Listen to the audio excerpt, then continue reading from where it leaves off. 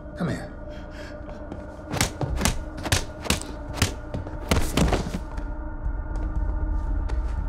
Yeah, just no. But you're talking about boxing now. Yeah. Let it rest. All right. But for your sport, you have to. Yeah. But because you're tense. All right. Hang on. All right, first boxing stance. Just nice and relaxed. This is not okay. Right. Boxing stance. Relax. Relax. You see what I'm saying? I didn't do that because what I do is like. Yeah, but you're not relaxed. You see what I'm saying? Yeah. All right, we're looking in the mirror. I mean, we're looking in the camera. So, it's a huge pleasure to meet you. My pleasure. And I had the pleasure to watch The Equalizer 2. And now it feels kind of weird to sit in front of you because, you know, when you see someone on screen, you feel like you're sitting next. I feel like I'm sitting next to Mr. McCall right now. So, what do you think? How much of Mr. McCall is in you, or how much of you is in the role or the character of Mr. McCall? The desire to help others, we share.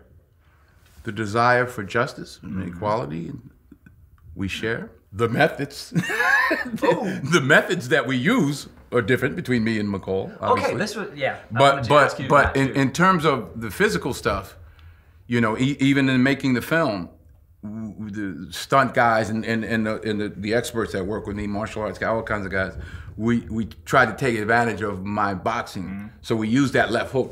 You'll see I use a lot of left hooks because the average person can't throw that left hook. It's not, you got to learn to do that. Yeah. The average person thinks it's with the arm. Yeah. It's with the hip. It's with the hip. The arm's the punch is the last thing, and the shoulder. It comes up the line. We'll work on it. Yeah. But the methods are not the same because I think, well, you were talking about justice, but in the movie, it's all about self-justice in a very violent way. When you say self-justice, what do you mean? I mean, like, not talking to the police at all, something like that, but doing it yourself, as hard, as direct, and as violent as possible, as Mr. McCall in the movie. But you just mentioned that is not your style. So what do you think about it? What do you think about in life? Yes. Well, in real life. In real life. I'd be in jail. Yeah. Well, you know, I mean. But what do you think about stand your ground laws, for example? Well, that's a complicated subject. Yeah. And that's not a fair fight. Yeah. For us Germans, that is not. We cannot understand that at all. Well, I saw that video. It was a guy pushed a guy, and then the guy turned around and shot him. Like just some days ago. Yeah.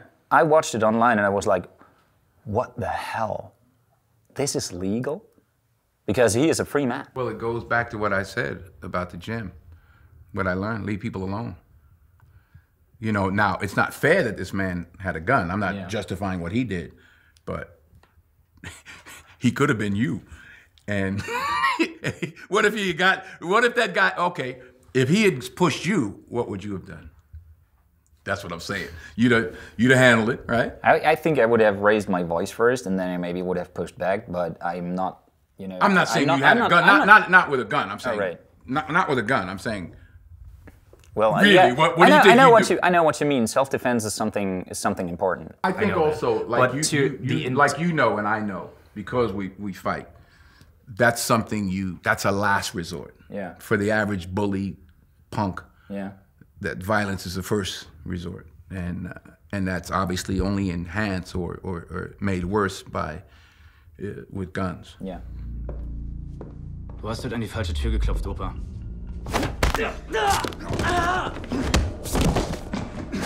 I feel that when you talk about fighting, when you talk about the gym, I can feel that you're passionate about it, and it's fun. How much fun is the stunt part in an action movie like The Equalizer? It's cool. I tell you, another movie I did, Book of Eli. Yeah. I had the opportunity to work with Danny Inosanto. Yeah. At his gym. And there were a couple of 9-year-olds that I was like, oh my God. That's what I'm saying. Leave people alone. This little kid was like, this kid was maybe 11. He was only sparring with adults, grown men, and was a killer. But what was your question? No, I really want to know, because as an actor, you always have to stay in shape. You always have to stay fit. And for you, theory. Well, you not not only in theory, because what you do is extreme sports in a movie like The Equalizer, or in many action movies, of course. So how many of your stunts do you do yourself? All the fights, I do all of them. All the fights. Not only me. The stuntman is it because there's a ton of shots, and they don't necessarily need me. But well, there's some of the driving stuff is controlled, quote unquote. Yeah. You know, there's not me slamming into cars, but it's more controlled. But all the fighting, I did. You know, but with my double as well. But I could do maybe not 200 times. No, of but I not. could do it. Not every shot. Not every shot, exactly. I know what you mean. How hard is it, to be honest? What? To do those movies, those kind of movies. I like my job. Sometimes each film is different. Yeah. So I haven't revisited this guy since 2005 years or 4 years. So the films I did between then weren't that physical or like this guy. But yet and still, I was still training or boxing just in preparation maybe for the other films. But. When you are working on a set or for a movie like The Equalizer 2, how much do you like kind of slip into the role you play? You know what I mean? You're supposed to be there the whole, you know. Yeah, but you know, when the last take is over, when it's a wrap. Well, as you get older, you go home. That's it? Yeah, well, because you got to prepare for tomorrow. Yeah. So you got to let that go, not even think about it. Go eat some food, maybe watch whatever, sports for a half hour, and then start to prepare for the next day. Okay. This is interesting because I thought, well, I tend to overthink stuff a lot, especially when we shoot like short movies, for example. So I always imagine that an actor who is hours and hours and hours acting as a different person, you wear like a mask, this person, and when it's a wrap and you go home or you go into your, I don't know, luxury trailer or whatever on set, then you stay in this role. What if the phone rings? Do you talk as McCall? Yeah. What if you go to the bathroom? You go to the bathroom as McCall? Yeah. Oh, okay. You may have a future in acting. Tust du mir einen Gefallen? Ja? Sieh mal, was du dazu rausfindest. Ja? Also noch ein Essen. Ich guck, was ich tun kann. Ja? Aber ich fliege morgen nach Brüssel. Ich dachte, du bist im Ruhestand. Oh, das bin ich. Genau wie du tot bist. Okay. Gute Nacht. Sehr gut. Gute Nacht. What you need in a play, you need a sustained energy. Maybe in the case of Iceman, coming 4 hours from beginning to end. Focus. A movie is like,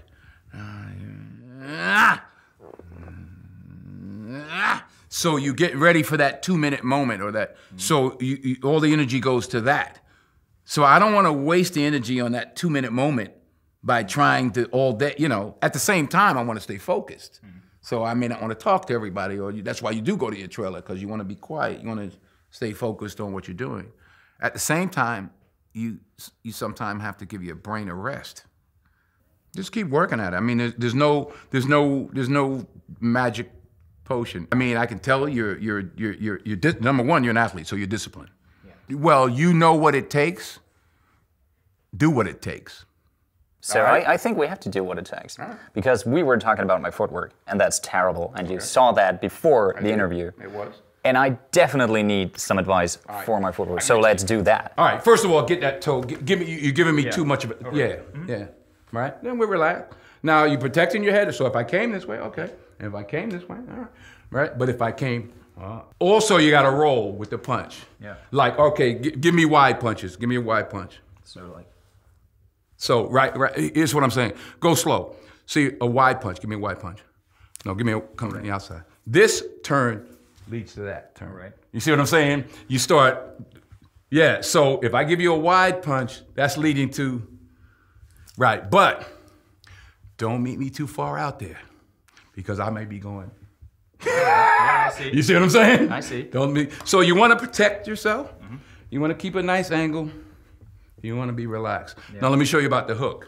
Show me a hook. Okay, that's good. That's very good. Here's a good exercise for you. Yeah. Practice boxing. When you shadow box, never take your hands off your face. Yeah, definitely. Then you got to use your body. So then a hook becomes all of this, as opposed to that. So I could be here. So much closer to the target. No, well, it's just that what I'm doing is, I'm doing that. This is the last thing. All right. Right? That's the last thing. The first thing is actually the toe, through the hip, through the body. Let me see. Let me see your hook. No, don't worry about it. Just don't worry. Don't start. Don't think about it. When we were talking about overthinking, so it's like I'm now. I tend to, you know, like, okay, my knee, my hip, my arm. I think about it too much. Okay, do this. Oh, that was good. See, as soon as you went martial arts, you were tighter. When you threw the elbow, you were all right. Yeah. Just throw from the ground up. That's all. And keep, you know, boxing's different. You're talking about boxing now, not martial arts. But boxing is different. Boxing, like I said, is protecting yourself. Yeah. Is you know, all of that. You want to keep it, you know, you want to stay focused. Okay, let's just stay focused. Now, sometimes we'll just, you know, just throw light. Don't try to touch me. Just, yeah, let me see what you got. Okay. See, I knew you were going to do it, didn't I? But that's just experience. Yeah. Rotation is very, see, I already switched on you. Yeah. You see, I just switched? Yeah, shit. So sometimes I'll throw a punch and now I'm southpaw. You know, shit. people don't even realize I switched. Yeah. Because they're watching this, not my legs. It's a lot. You can't get it in. I've been at it. But I like the, you know, the. I say for you, just off the top of my head, what you just did is the best thing for you. To relax. Yeah. And to keep things close from the bottom. You did it with your elbow, but you changed when you went to your hand. I know. I changed a lot because I used my elbow. But throw that hook. Now, use your elbow. All right, do this. Show me the elbow hook and the fist hook. So, like. Good. Oh, see? But now you threw the hook. I like that. That's because you stopped thinking about it. I tried to, yeah. Yeah. But I like that one a lot. But see, that's what you're doing there is good. Relax. That was good because you're changing position. You changed the angle. Well, I'm used to change angles and stuff, but as I just mentioned, I'm not used to like this position because Here's what I would suggest. Just shadow box. So then an uppercut becomes the rest of the body. Yeah. Not no, keep your hands here. Keep it right there. Right. Throw an uppercut. No, like keep your hands there. Throw an uppercut. Okay, throw a hook. Or left hook. Left hook. Yeah. Okay. So my hook, here's my hook. Right? Here's my uppercut. So first of all, I got to get down to get there. So if I'm practicing with my hands here, it makes me have to use my body because I'm not cheating. All right, now keep your hands there and I'll call out punches. Right uppercut. Left hook. Left hook, right uppercut. Yeah, there you go. Already, you need to do that and and start over. Well, that's why you see guys shake it out, start over, you throw something in. Last thing, on defense, we usually start holding our breath. Yeah. Because throw the body shot. So now I'm down here and I'm coming back, but I'm not breathing. That's why fights last 30 seconds. Because guys are going, The best thing for you to do in a street fight is to give the guy 20 seconds because he'll run out of energy, right? He'll get tired. But I would say to you in general, keep your hands there and practice your punches. All right. Yeah. I can work with that. That's a good place to start. I got me sweating like a pig, man. Thanks All right, brother, I got my workout in. Thank you so much. Hey, wie geht's? Ich bin der Fahrer, der Ihre Freundin nach Hause gefahren hat. Die Kreditkarte war ungültig. Kommen Sie rein. Sie fragen gar nicht, ob sie gut nach Hause gekommen ist? Ich will Ihre Kameras, Handys, alles, womit Sie gefilmt haben, was Sie ihr vorhin angetan haben.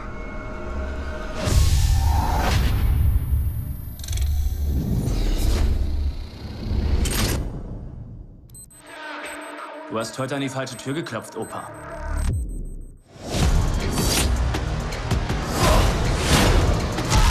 Komm her. Kennst du Star Trek? Ja, Sir. Ich hätte gerne eine 5-Sterne-Bewertung. Ja, Sir.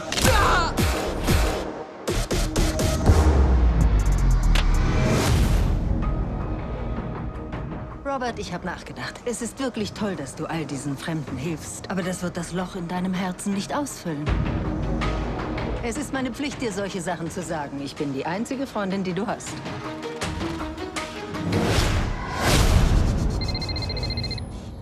Mac, Susan ist tot.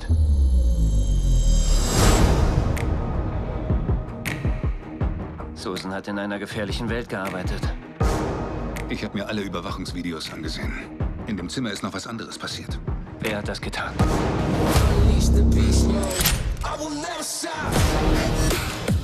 Wer auch immer das war, es waren hochprofessionelle Attentäter.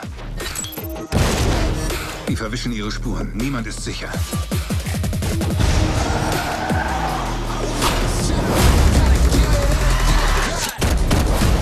Sie wissen nicht, was Sie da angefangen haben. Sie hätten sich nicht auf einen Krieg mit uns einlassen sollen, McCall. Falsch. Sie lassen sich auf einen Krieg mit mir ein.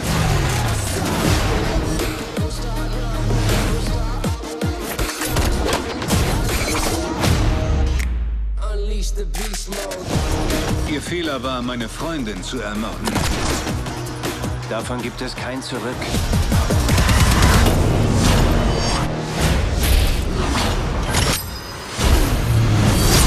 Wir alle müssen für unsere Sünden bezahlen.